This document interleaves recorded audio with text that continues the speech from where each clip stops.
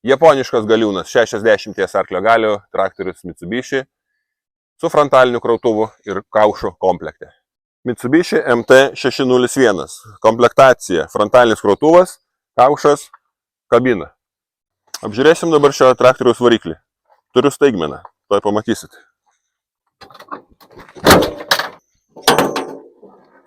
Nors tai yra Mitsubishi traktorius, ogi variklis Yanmar 4 cilindrų, 60 arklio galių. Variklis galingas, 4 cilindrų, 60 arklio galių, dizelinis. Čia matom yra stiprintuvas, skirstytuvas, kuro siurblys 4 cilindrų. Vairas pilnai hidraulinis, valdomas cilindrų pagalba. Valdymas labai lengvas. Kabina su oro kondicionieriumi ir šildama ir šaldama. Kabina erdvi, šviesi. To įlipsim, apsižiūrėsim, kas joje viduje. Taip, išdėstymas toks, panašus kaip ir kitų Mitsubishi ar kitų japoniškų traktorių. Čia yra reversas.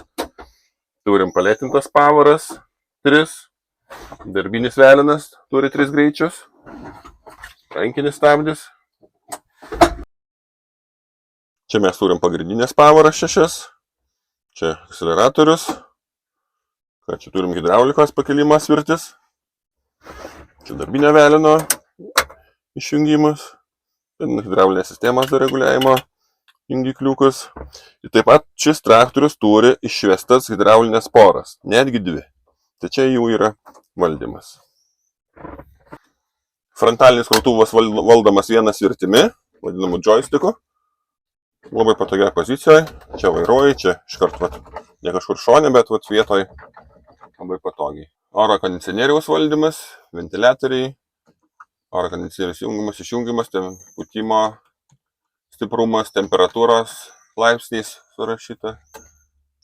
Čia yra įmontuota magnetola. Čia nuo saulės pasislėpti, jeigu akis spygina. Norint turėti gryno oro ir vėjelio, galima atsidaryti ir šoninius langus.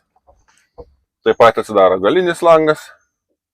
Štai kaip patogiai galima pasireguliuoti ne tik tai vairą, bet su visa konsolė, su visais valdymo svirtimais kartu. Tai labai patogu. O pasistatai, kaip tau reikia važiuoji. Šis Mitsubishi traktorius yra greitaigis, jis važiuoja apie 30 km per valandą. Taip, jisai yra pradirbęs 1033 motovalandas. Labai nedaug, labai nedaug.